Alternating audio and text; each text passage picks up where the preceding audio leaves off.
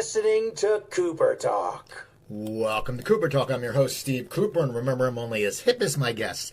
And I gotta tell you something, people. I usually bitch about the weather, but right now in New Jersey, it's cold and it's rainy, and I'm happy with that. And I'm gonna tell you why.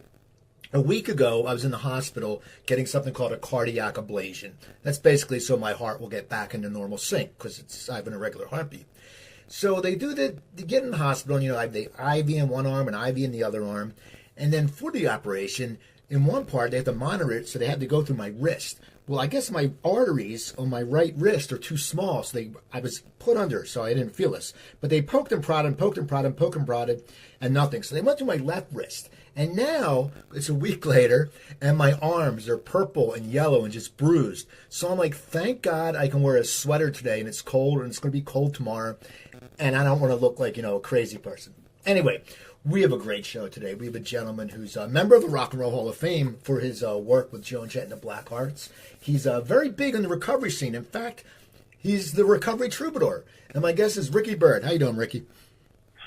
I'm doing great, man. It's going to be hard to follow a medical procedure. No, I'm sure the stories you have, though, it was just funny.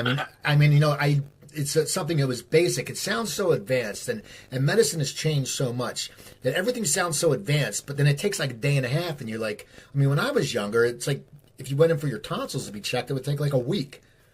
Yeah, that is true. We have come a long way, and yet we've gone no place. Exactly. So you started. When did you start playing guitar? I'm going to say I was 9 years old, and typical of a lot of people my age, I saw the Stones and the Beatles on the Ed Sullivan Show, and I kind of could relate to, I was always loving music. Even as a little kid, I loved music. I loved baseball, I loved TV. And I think I saw those guys, and something clicked in my head. They kind of, I don't know, I felt different when I kind of felt different when I was a kid. I was very shy, and I'm not going to say I was withdrawn or anything, but I was shy, quiet, kind of kept to myself, and always like drawing on my loose leaf book in school, pictures, and listening to music. I obviously didn't know I could play until I picked up the guitar for the first time, and I found that I could kind of figure out bits and pieces of songs that I heard on the radio. Not well, but at least I had some sort of ability to hear something and then figure it out. And literally, when I saw those guys on TV, I love the Beatles. I grew up on the Beatles, but when I saw the Stones, something clicked in all parts of my brain. They kind of looked like I felt, okay, which was a little out of place. The girls in the audience were screaming, which sounded like a plus for somebody that was shy. And and finally, this guy Ed Sullivan, who was the host of the show, he looked mortified when they came out, and he booked them because he knew it was going to get a lot of kids to watch, but he had that judgmental look on his face. It was almost like when the Stones were on the Dean Martin show. I think it was called Hollywood Palace. There's that famous clip of Dean introducing the Stones and then kind of rolling his eyes, and it was just like a generational kind of wall up. It's like, okay, we're next. Here we go. Right. And I think I felt that when I was a kid. So I started playing, and that was it. So you started playing. What made you go out and get a guitar, though? It's something that were your parents musically inclined, and they said, "Hey, we're going to get you a guitar"? Were they supportive? Well, that's a funny question. I actually still have. When I was a kid, my parents were divorced, so we lived with my grandparents for a while. And my grandfather had a big family, and they all played stuff. My grandfather played the Hawaiian lap steel guitar, which I still have his guitar. It's like a 1928 Electar, which was a division of Gibson at one point. And with all the books, with all the Hawaiian, there was actually a Hawaiian guitarist named Alvino Ray that used to be on TV all the time, and he used to make the guitar talk, and I still have that book with the guitar and all the original finger picks my grandfather had. So he used to play that while I was a little kid. So I don't know if that had something to do with why I wanted to do it, but literally that night, I saw the Stones on the Ed Sullivan Show. I said something to my mother about it, and she was working. She was in the handbag industry at that point, and her boss gave her a guitar from me for my birthday, and she brought it home.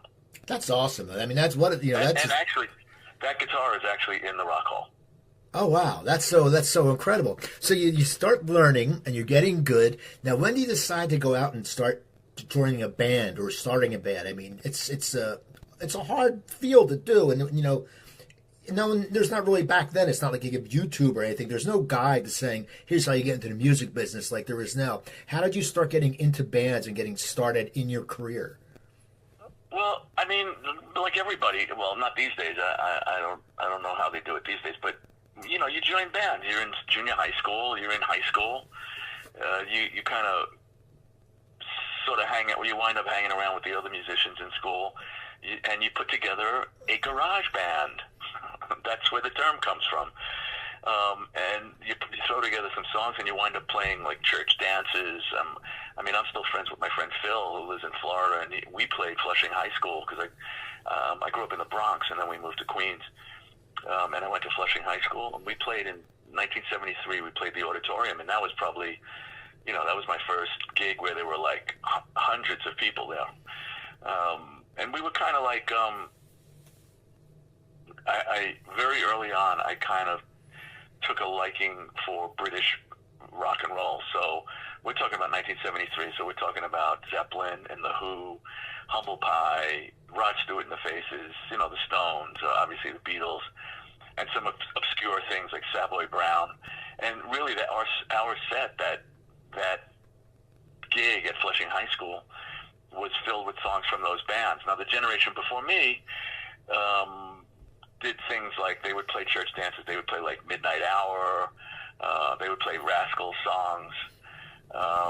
Good Love and stuff like that. And then my generation started in the early 70s, at least my band. I don't know if there was another neighborhood band that played British rock like that, but we kind of just played these songs that probably nobody in the crowd knew what the hell they were, except for Stay With Me by the Faces or something. Go ahead. So I was going to say, so you're playing in the neighborhood bands. Now, playing neighborhood bands. And when do you try to sit there and say, I can make a living out of this? This is going to be my job. I don't think that's I don't think that's the conscious part of it. I think the conscious part of it, where you see all of your friends kind of drop off little by little from playing in bands for one reason or another, my brain just went, all right, this is what we're going to be doing for the rest of our life. So that's the conscious decision. As far as making a living at it, I don't even think we thought of that stuff.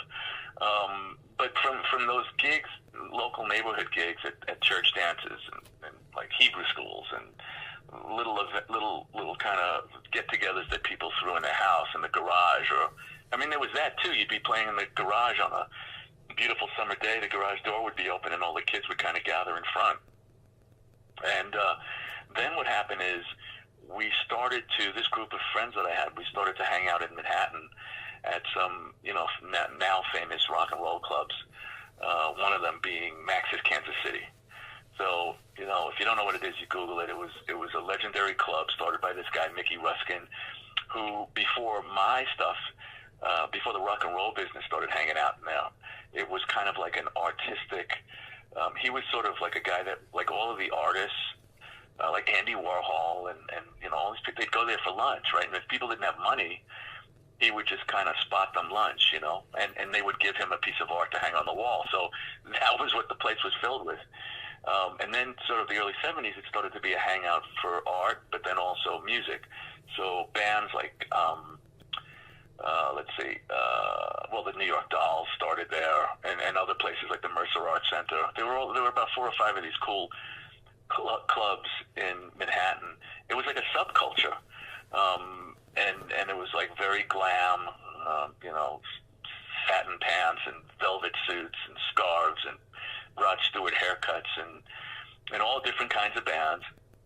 I was 16, So you go in there with phony proof, and this band that I had that was playing out in Queens, I guess we wrote some original songs to go along with that stuff, and we started playing, we played at Max's, we played the Mercer Arts Center, and a couple of the other joints, and I would get little write-ups, which I still have. 16-year-old guitar player Ricky Byrd, I think the band was called Rough Stuff at that time. And that's really where that part of it started, and little by little it kind of grew. You go from one band to another, you get a little notoriety, maybe you didn't, you'd start a different band. And then that led me into maybe my being 17 or 18 years old, maybe a little 19. You'd start to take it more seriously, and I don't know, it's not like you're making money from it. Everybody had like these little side jobs, whether it was like driving a cab or selling the New York Times over the phone. Everybody had these jobs. I mean, you now all of a sudden you're like a young adult, right? So I still lived at home, but I remember having those little gigs, and then you would try to just keep booking gigs. Then what happened is I met, so I get into this other band. I'm trying to like make this the short version. So I'm about 18 years old, and I joined this band called New York Central. They had like a single out, nothing really major, but they had a single out, a couple of singers in the band. So I joined this band. So I'm the youngest one in the band, and we start playing up in the Catskills. Like, we would try to get like an original record deal, but the way we made money is on the weekends we would go up and play in the mountains in the Catskills up in New York. We would like the rock band in the hotel, and we would play. So it was around that time we would play Honky Tonk Woman, and we probably played a little bit of, I don't know if it would be disco, but we played a little Earth, Wind, and Fire and this and that. So there was that, right? And now I have a little teeny bit of income from that. When that thing ended, I met my girlfriend, now my wife, Carol, and I get, so we had this paper in New York called the Village Voice. Yeah. All right, so that does not exist anymore, and that was the go-to paper. I'm sure there's one in every town, or there was one, where if you were looking for a band or you wanted to know who was playing, that's where you went to look. And there was every gig that was going on, whether it was Zeppelin at Madison Square Garden to the, Tough Darts playing at Max's Kansas City. And then in the back there was classifieds. So band looking for a guitar player, or, lead singer looking to put together a band. And that's where you kind of got your connections from.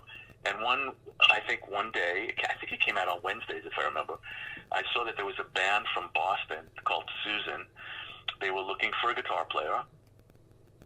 And I think I got in touch with them. I mean, it was so long ago, it's all vague, but I know it came from the Village Voice. So they moved to New York. I joined this band, and we started playing. Carol was friends with Tommy Mottola, who wound up managing Mariah Carey and the CEO of Sony Music. She brought him down to a rehearsal. He signed us to a production deal. We did a record for RCA. We toured the country, opening up for Graham Parker and the Rumor. The end of the tour was at the Academy of Music on 14th Street in Manhattan, and after that gig we broke up, which is what usually happens. One of the guitar players left. We tried to keep it going, and then nothing really happened. So that was really the beginning that was my first album, and that was in 1978. You could still find it on eBay, that record, Susan. It was called, what was the name of the record? Falling in Love Again. And we were kind of pop band. We were like the Raspberries, kind of. That kind of thing, 3 lead singers. So it was bound to fail, right? Three egos. Yeah, exactly. I want to sing this song. No, I want to sing this song. I want to sing this song. So he left, Tommy left, and Tommy had a couple of albums on his own. And then so I'm like in the middle of figuring out what to do next. I was a bike messenger, man. I had no money.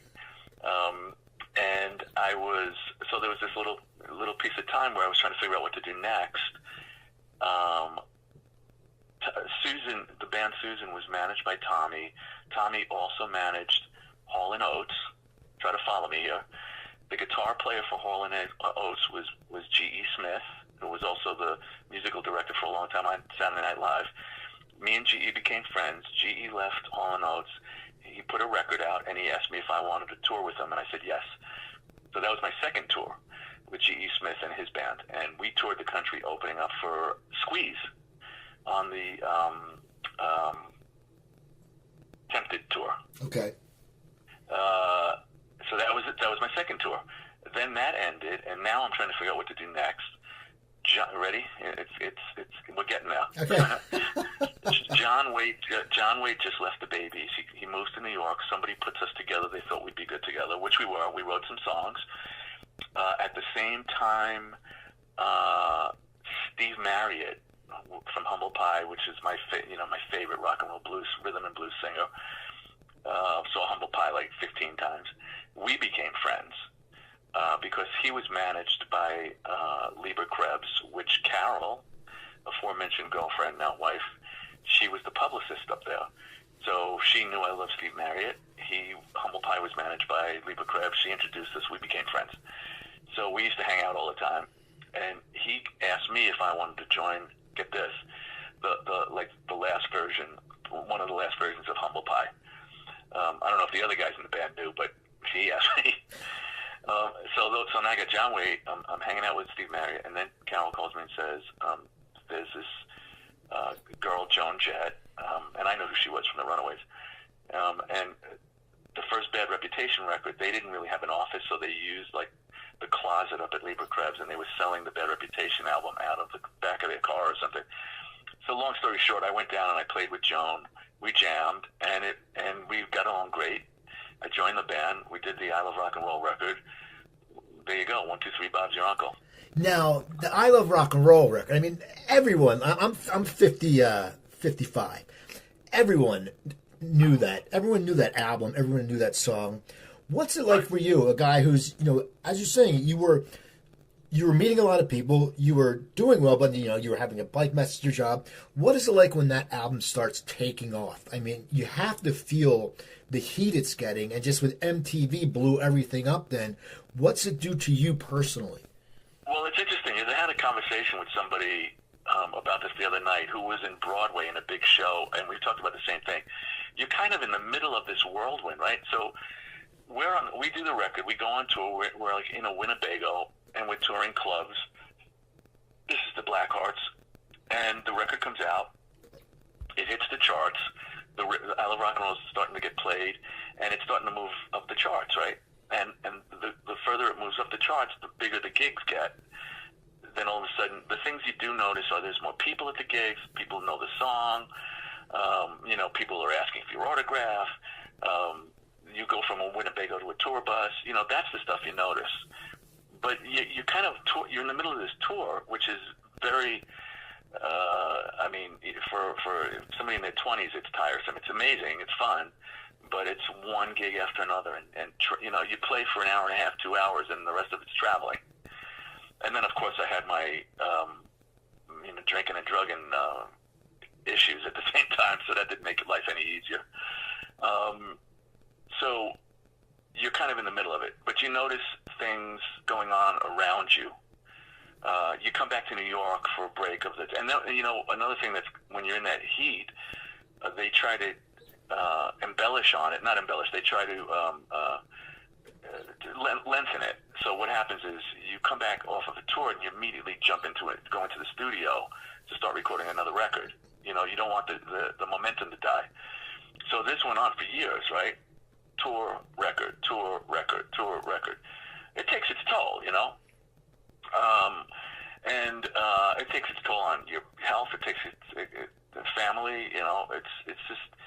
But that's what you do. This is what you wanted, right? So you're having a great time. You're playing in front of hundreds of thousands of people around the world, flying here to do interviews, to photo shoots, all kinds of stuff. So that's the answer to that question. Is like you notice it. You notice things. You're in magazines. You come back to what I was starting to say is you come back to New York to record. You want to go out. You go to clubs. People are, oh, come on in, Ricky. Come sit in the VIP booth and, can I get you something? You notice that kind of stuff. I don't know, maybe you got a little bit more money, depending on how much you spend and how much you're given. But other than that, maybe you could afford a couple of more guitars. But in the end, you're becoming the person that you wanted to be when you were 13, right? So it was a blast. And then I played with Joan from 81 to, I'm going to say, I think 91 is when I officially left. I came back in 92 to do this one VH1 special that we did in Telluride, Colorado. And then that was that. I went right out of that band into a tour with, and an album with Roger Daltrey. It wasn't actually a tour, it was a radio tour, and then we did a couple of gigs, special gigs. We played Carnegie Hall, a couple of things, but mostly it was radio. We did a record, half of it here in New York, half of it in at Abbey Road Studios, so that's amazing.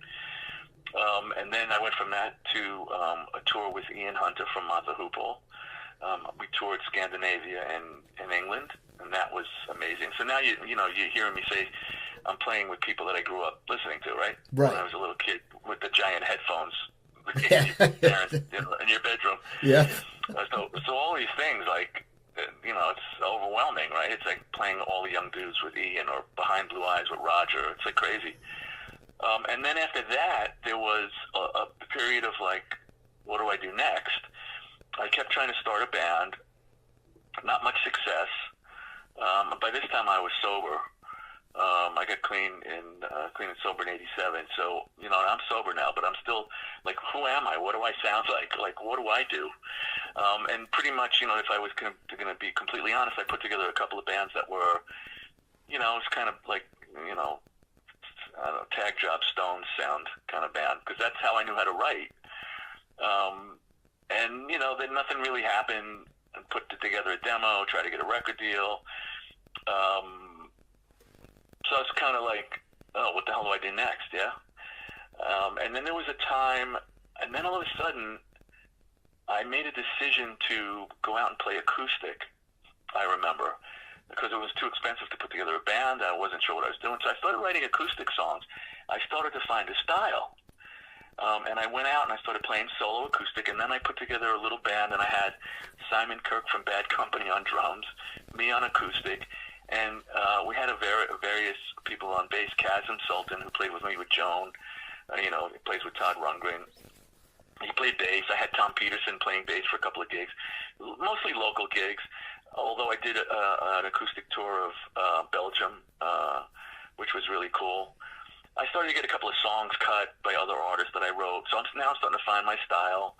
Still don't have a clue how to put together a band and do this kind of music. Time is passing. And then I start to get these phone calls, I guess, because of my history and my age, and maybe because I'm clean and sober and I show up and do good work. I started to get phone calls to be in these like all-star bands to do these events.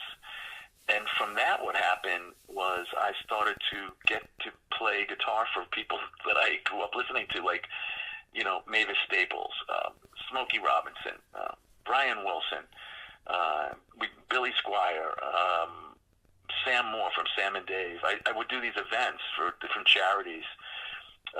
We did this thing at the Rock Hall every year for a couple of years. And so it was like, the band was like me, Liberty DeVito from Billy Joel's band, like Will Lee, Paul Schaefer, and then Rob Arthur that plays with Peter Frampton, and that would keep switching around every year.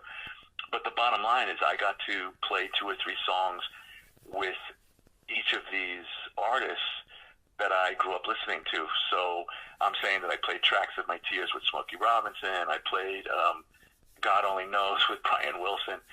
Right, I'm having to read chord charts.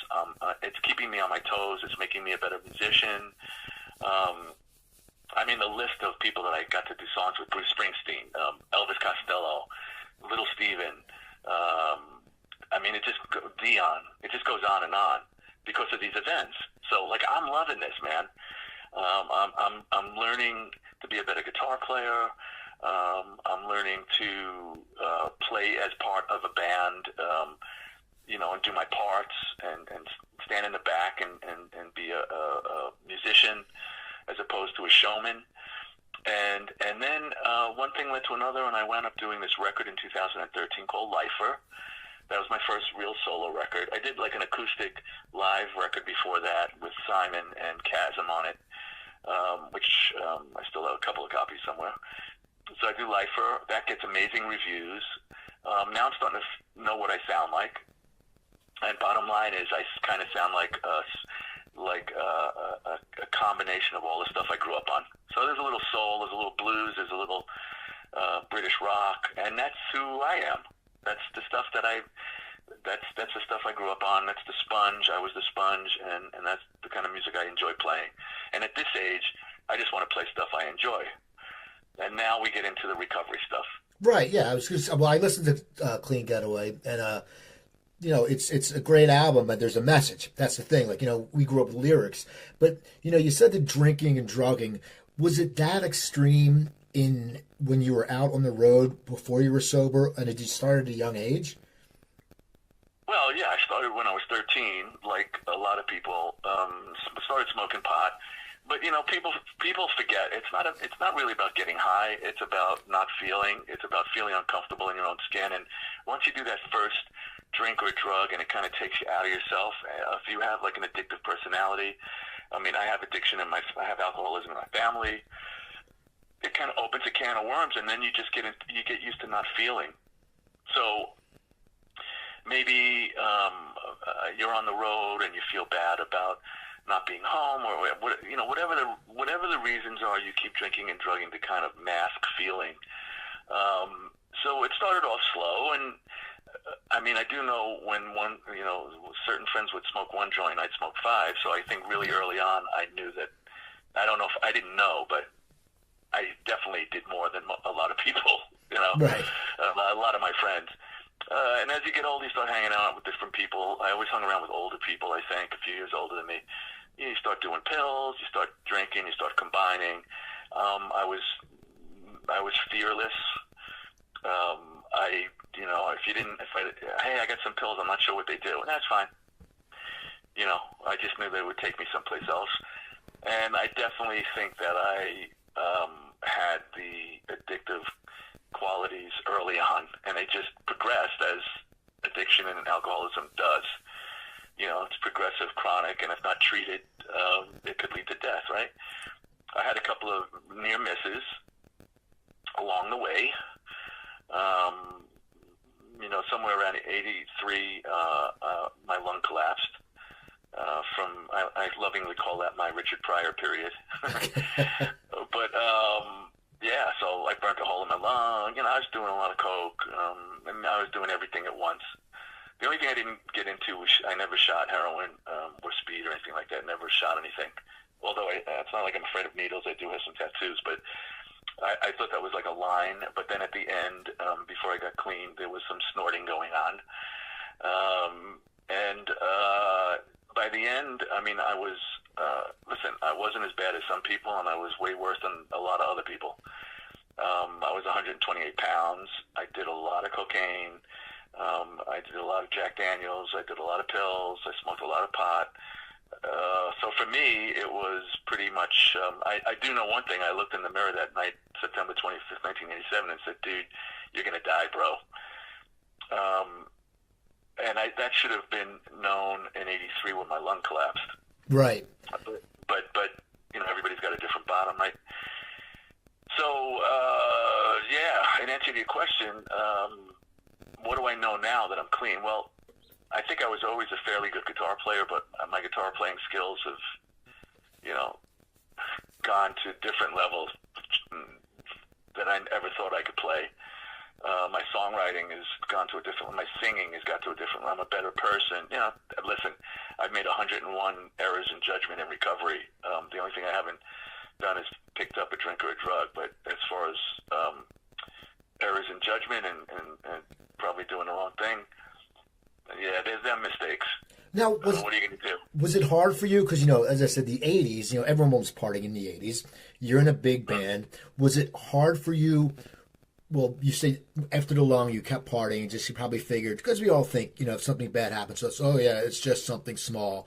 We can deal with this. Because, as you said, we're young, we're invincible, we have no fear. Was it hard for you well, you used to keep partying when you had your lung, and then, I mean, what you said, you looked at the mirror and said you were going to die when you went sober. But what made you get to that point? And what made you be aware?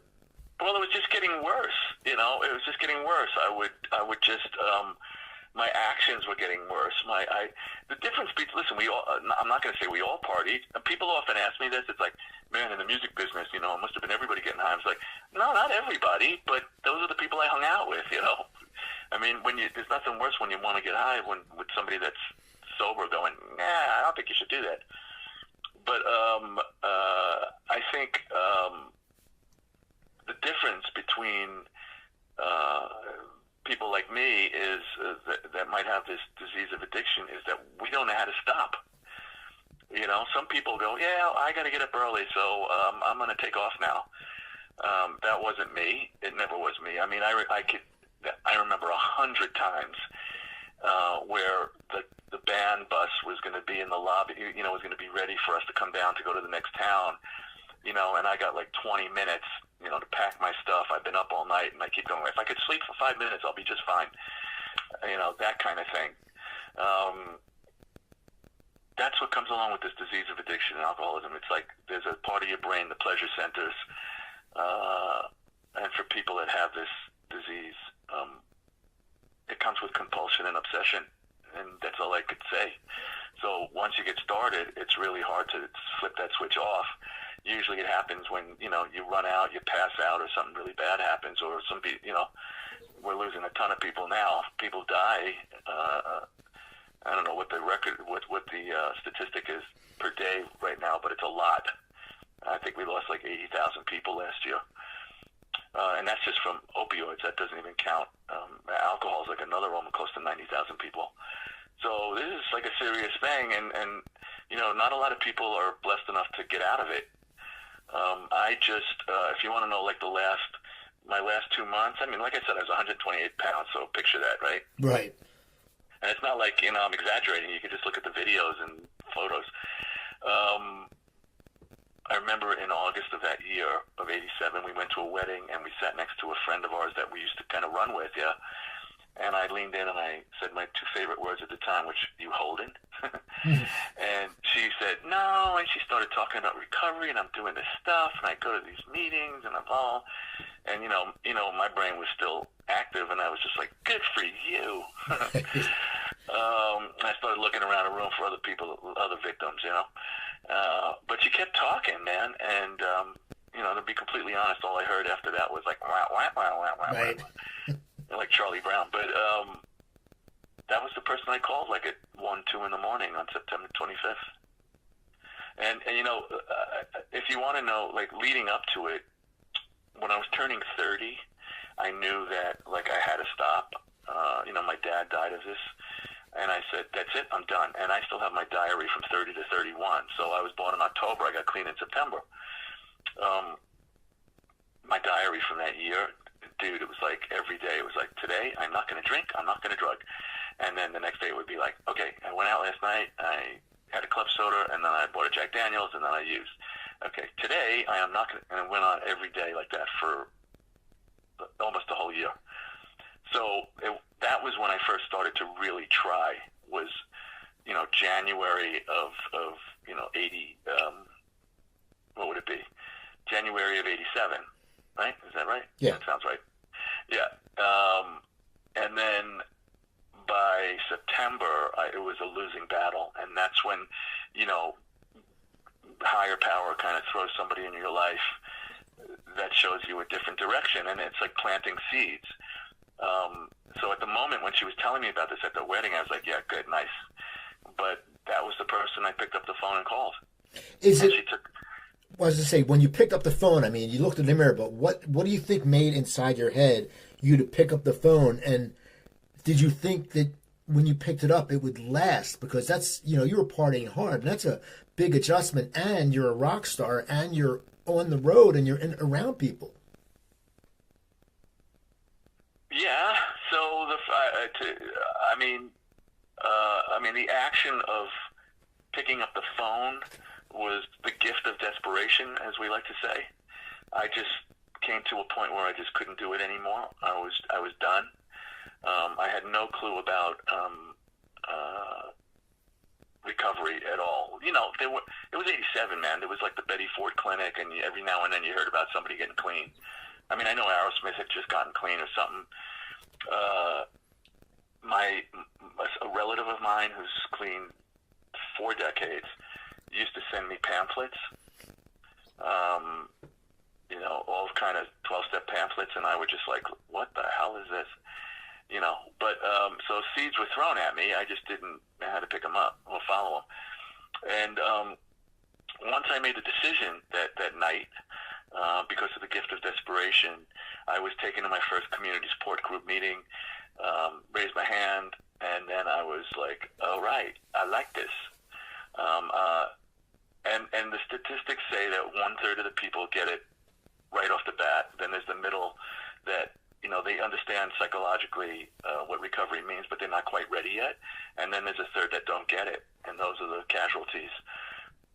So I really enjoyed those meetings, and I still do it now. You know, people ask me, how are you still clean almost 32 years and sober? I said, I still do the same stuff I did at the beginning. That's it. It's a daily reprieve. Now you ask me an interesting question. So now I go back on the road, and I'm amongst people that, you know, are still partying. Not everybody, but there's definitely the same stuff I left. And I had to change my footing. You know, I remember at the beginning I would go to people's rooms where they were still doing blow, and you know, I remember the guy that was helping me at the time said, "You think that's a good idea?" And I'm like, "Nah, maybe not." You know, I would sit in a chair and drink a seltzer or something like that. So I stopped doing that, and I stopped hanging out at the bar after the gigs until I thought I could, you know, still do it and deal with it. So I just kept changing. In fact, I did a gig with Paul Schaefer, and I said to him, you know, I can't tell you how important the Letterman show was to me when I first got clean and sober. And he said, what do you mean? I said, because I couldn't really hang out with people. I went back to my room, and there's a loneliness thing that you're not part of the party anymore, yeah? And I would watch that show every night and kind of feel, when I was homesick, and I would kind of feel part of New York again. And then instead of staying up all night, I would actually come into a town and make a phone call to, the local community support group hotline, kind of like Bill W. did in Akron, Ohio back then. And I'd say, hey, is there something going on I could come to? You know, and some stranger would come pick me up at the hotel. And I just kind of changed my daily planning, which you kind of got to do, whether you're on tour or not. And it just kept getting better and easier. And then listen, you know, you're part of the party. You might be the catalyst of some parties, and all of a sudden, like I heard stories afterwards about people making fun of me, and you know, oh, big shot, he doesn't drink and drug anymore. You know, hey, that's not my issue. That's theirs. You know. Right. So you kind of feel like a little bit like out of the loop. You know, and you just deal with it, man. And you got to figure out what's more important. And time just went on, and I just kept getting stronger at it and better at it. The thing about it is the 3 words that you can never say if you're in this position is, I got this. See, I don't got this. I'll never get this. It's a daily reprieve, and you know, I can tell my addictive behavior goes far beyond drugs and alcohol. It's like anything that gets me out of myself, instant gratification, you know, a little bit of danger, all the stuff that goes along with it. And it has nothing to do with drugs and alcohol. I could see myself, even in recovery, sometimes acting out on certain things. You know, whether it's overspending or, you know, if I just buy this, it'll make me happy. You know? So the acceptance part of it, you know, you got to get down like real quick. Like, I accept that I have this, and I can't do the first one, and this is a thing. This is a lifelong process. I feel that I'm recovered. I'm recovered from active drug and alcohol usage. That's what I'm recovered from, as of today, for today. But I have not recovered from the disease of addiction and alcoholism. That is part of my brain makeup. Until some scientist comes out and comes up with different stuff, that's the way I understand it. And so that's why I got to keep doing the same stuff. Now I'm starting a different. I get to do all these great recovery events. I get to, and then actually tomorrow, I went to school last year. I got credentials to be a drug and alcohol counselor and in training and a recovery coach. And tomorrow, I got myself a little gig twice a week at a counseling center. So I'm going to go do that and start working twice a week and start helping other people on that level. Also getting hours for my credentials. And then I just did a big benefit, not a benefit, a big recovery event in New Jersey and in Atlantic City this weekend, where I talk and play as the recovery troubadour, as a speaker and a kind of motivational musician. And I put out the Clean Getaway record, which when I do my recovery music groups at treatment facilities around the country, I give out copies of that. So I got that going on. And now I'm working on the follow-up, and I am doing a very important, I'm doing a follow-up, and for me to be able to afford the studio bill musicians, I'm asking people that love the last record or are fans of mine from whatever band I played with to pre-order the record. You will not be disappointed. Just go to rickybyrd.com, very simple.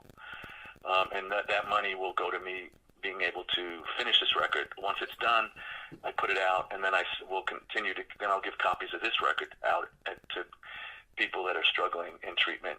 And that's the long and short of it, man. Well, the Clean Getaway, I want to ask you about this. What made you decide to sit there and write songs about recovery? And did you think about what audience it may get? Because me, I listen to music. I was listening to it, and it's got a great sound. So for me, I don't, it doesn't, if you're talking about getting sober, if it's a good song, it doesn't affect me because it's a good song. But when you were putting that together, did you think, okay, did you think that these songs might not hit some people and they might be like, oh, I don't want to listen to that because it's preachy? Or as a writer, and you're comfortable in your work, so you're good. What was it like when you were putting them on paper? Were you sitting there saying, okay? First of all, I think one thing you learn in recovery is what other people think of me is none of my business. So there's that. And the second thing is I don't really care. I mean, I would love to have a song on the radio, and I learned a lot from the last record, and I don't think the one thing you cannot say about the Clean Getaway record is not preachy at all. Is it the rock and roll record? It's got a good message. Every song has a solution. So even if it's talking about hardcore stuff, there's always a good message, recovery message in the end of it. The other thing is, the brief explanation of how this started is around 2012. I did not have one recovery song, and I was talking to my pal Richie Super, and and I was kind of feeling, I don't know, I was going through a period, I was feeling a little confused or low or whatever, which happens even in recovery. And it's usually a direct result of not doing the work, but that's a whole other conversation. And he said, come hang out at the house in Florida. Let's put our songwriter brains together and just write a song about what you're feeling. We wrote Broken is a Place, which is the final song on the Clean Getaway record. I came back to New York. I recorded a quick version of it. I put it online, and I started to get this overwhelming response from people either struggling, either know somebody in their family that's struggling, lost somebody in their family, people in recovery a long time, or people just love the song. And I went, wow, that's interesting. People telling me, man, you told my story. And I was like, okay, I think I may be onto something here. So I wrote a second one. I wrote a third one. I had about maybe a half a dozen songs. I kind of called a treatment facility. I wangled my way in to do music groups, which I had no clue what the hell I was doing. But I figured between my conversation and the 6 songs I had, that would fill up an hour. And the response from that was overwhelming. So I kept writing more songs. And the other thing that would happen is after each group, the clients would come over to me and they'd say, where do I get this music? How can I get this music? How can I take this music home after I leave here? After a bunch of those for almost, 8 months, I figured I had to do a record. So I did an online music campaign, raised the money, did the record, And that's how it happened. That's literally how it happened. I just wrote that one song, Broken as a Place, with Richie Supa. The response showed me that there was a reason to keep doing this. There's 25 million people in this country in some sort of recovery. So that it can touch a lot of people. Is it hard to get music on the radio anyway, whether you put out a straight rock and roll record or not? Yeah. But I'm a smart guy, so I covered Kicks, the Paul Revere and the Raiders tune, because I knew that I could at least get a chance that Little Steven would play it on Underground Garage, which he did. It was the coolest song in the world.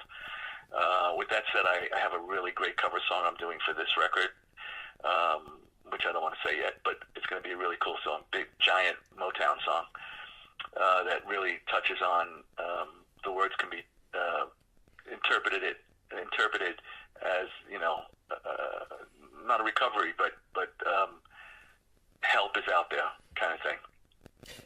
And I also learned on this record, I am going to, or I have done, I got like 15 songs, so obviously I got to narrow it down. I wrote with a couple other people, as well as the ones I wrote myself, like Willie Nile, this great singer-songwriter Emily Duff, a song or two with Richie. I'm trying to keep the message a little, except for a couple of real hardcore songs, I'm keeping the message a little bit more, a little wider, so it could touch more people. Like if you're struggling, you know exactly what it's about. Otherwise, it's just about changing your life for the better. And that's what this record will be. And listen, the next record might be a blues album. I don't know. But for right now, I wanted to do these two records and try to, this is what I've become. I love it. I love, like, this event I did in Atlantic City. I finished and people came over to me and was like, man, that fourth song you did, man, that was like really, that was my whole life and addiction and very touching and uplifting. And I'm like, yeah, this is cool. So, I mean, who could ask for anything more? I combine rock and roll and recovery, and it's touching people. So I could probably do more with this than writing songs about, cars and whatever, love songs. Now, do you think the people after these events find you more approachable because you are a rock star? You're in the Rock and Roll Hall of Fame. Is it something that they sit there and you think that they come up to you more because they know that everybody's, followable? It's not just a person who's in their corner or on the streets doing drugs. You think it helps that you're high level, that people come up and say, I can feel comfortable telling this guy?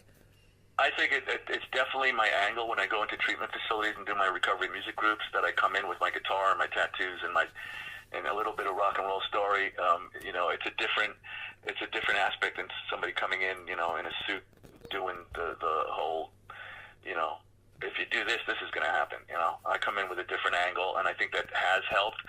As far as being approachable, dude, I've always been approachable, man. I'm just a kid from the Bronx. As long as you don't talk to me when I'm eating or pissing, I'm good. Now, what was it like? When you were inducted to the Rock and Roll Hall of Fame? Did you see it coming? I mean, it's the top level. I mean, it's the Rock and Roll Hall of Fame. I'm a baseball fan. There's the Baseball Hall of Fame.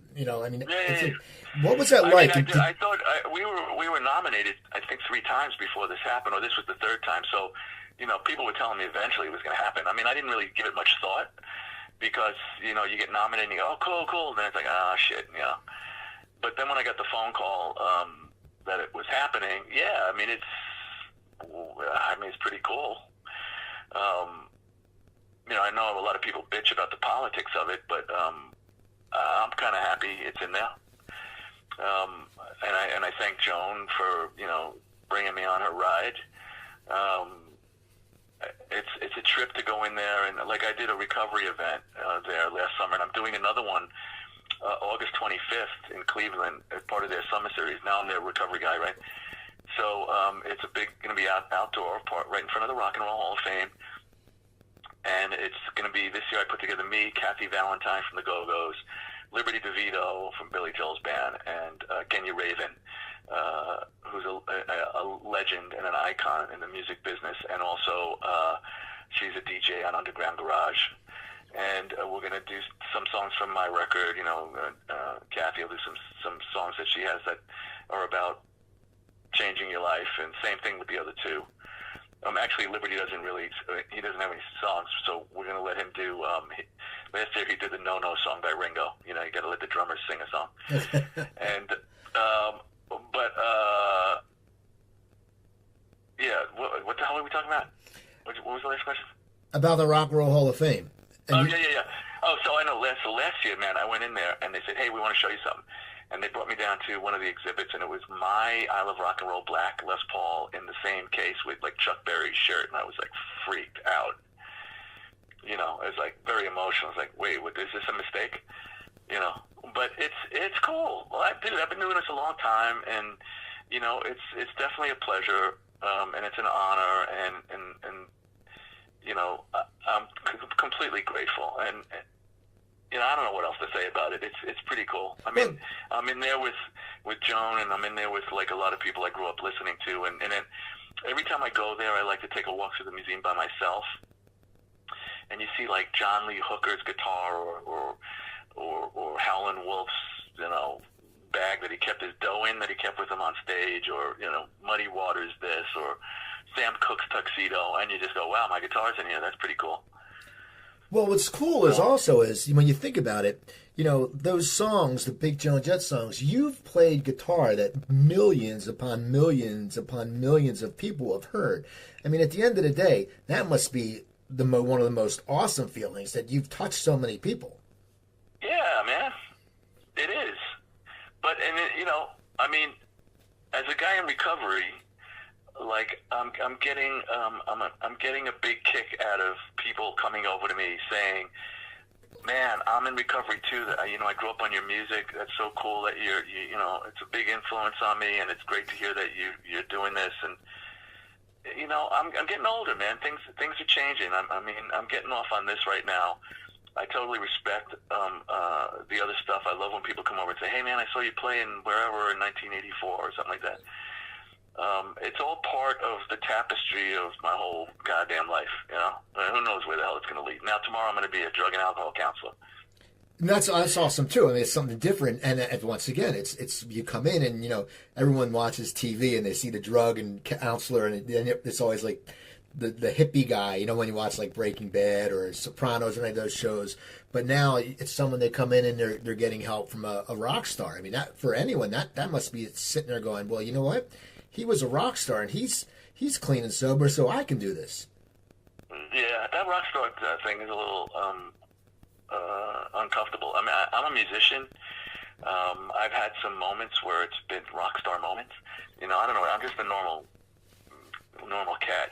I play guitar, I sing, I write songs. Being in the Rock and Roll Hall of Fame is, a rock star moment. But I like being a musician. I like the fact that I could get up with, like, 6, 7, 8 other guys with, sheet music in front of me and like, back up Smokey Robinson. Right. Yeah. Is that a rock star? I don't know. But I'm a musician. As a musician, how many guitarists do you have? Yeah, it varies. I mean, it's way less than it used to be. I don't know. 12. Do you have one? 13. Do you have one favorite? They're all favorites. Like, the thing that's fascinating is you pick up a certain guitar, and you write a different song than if you pick up another guitar. They all have, like, personalities. For example, I went to NAMM last year, the music manufacturers event. I went to Nashville, and I picked up a mandolin. I came back to New York. I sat on the couch, and in 10 minutes I wrote this song called Hear My Song that's going to be on the next record, because I had a mandolin in my hands, and it made me play a certain way, and then all of a sudden I had a new song. So, favorites, I mean, the black I Love Rock and Roll guitar, which is still in the Rock Hall till I ask for it back. Yeah, I don't know. They're all favorites. I mean, it has nothing to do with how much it costs. I have a $500 Epiphone Flying V that I play through a little 15-watt Fender amp, and it sounds bigger than life, bro. Right. I love that guitar. That's one of my favorites. So you know, it's like which one do you go to when you go out, when you have somebody calls you, hey, you want to do this gig? It's like, which one do you want to pull out? Like, you don't want to travel with one of the real expensive ones. So I have a couple of ones that are like, I got a Franken telly that's like body parts of different tellies, and it's got different pickups in it. And one pickup from my old '75 Les Paul that I used on "Hate Myself for Loving You" in the video, the Blue Sparkle. So I took one of the pickups, the original pickups, and I put it into this Telecaster with a Jeff Beck pickup and another, like a Keith Richards neck pickup. And when I got to do something that I don't know what I'm going to do, a couple of different vibes, like styles, that's a go-to guitar. And, you know, and the other thing is, like, if I bring it on a plane and something happens, like, I'm going to be very disappointed, but I'm not going to be heartbroken. Right. Well, you know, Ricky, I want to thank you for talking to me today. And people, go check out the Clean. I keep saying the Clean Getaway. It's Clean Getaway. Now, your album, you're doing this. Go to. Here's the deal. So, working on the next record, I need people to pre-order the record. You go to rickybyrd.com. There's a whole bunch of choices. You could get anything from a digital download to, like, you know, a house concert. It's going to be a great record. If you like the last one, you're going to love this. If you love the last one, you're going to really love this one. It's good. If you're in recovery, you're going to love it. If you're struggling, you may hear something that needs to be heard. And if you're just a rock and roll fan, it's straight, dude. I got like Steve Holley on it that played with McCartney and plays with Ian Hunter. I got a couple of the Asbury Juke horns on it. I got Jeff Kazee on keyboards. The Clean Getaway record, I had Bobby Whitlock from Derek and the Dominoes played on it. There'll be some surprises. It's just going to be a great rock and roll record. You know, some acoustic songs, a lot of cool guitar playing. So it's just a good record. If you're in the recovery world, you're definitely going to pick up something that you could listen to every night. I mean, I got people that tell me they listen to Clean Getaway every night, you know, or a song or two that to help them get through the night. And I'm like, wow, you know, that's pretty. I can't ask for more than that as a songwriter and somebody who is in recovery and tries to help other people. So it's just rickybyrd.com. You know, pick that baby up, and I should be finished with it. The faster I raise the money, the faster I can finish with it. Probably a delivery date by the end of the summer. And you're on Twitter. Is it Ricky20? Yeah, it's at Birdman. What is it? At Birdman20. At Birdman20. Yeah, I'm on Instagram. I'm on Facebook. I'm on Twitter. I'm on LinkedIn. Easy to find. All right, well, man, I want to thank you for taking the time. People, so go check it out. Throw some money his way, too, and listen to his music. Because, you know, it is rock and roll. We need a little rock and roll these days because there's a lot of crap floating around there. But when you get some good rock and roll, you got to listen to it. So people, go to rickybyrd.com. Go to my website, coopertalk.net. I have over 720 episodes up there. Email me, cooper@coopertalk.net. Follow me on Twitter @CooperTalk. And remember, I'm Steve Cooper. I'm only as hip as my guests. Don't forget, drink your water, eat your vegetables, take your vitamins, and I'll talk to you guys next time.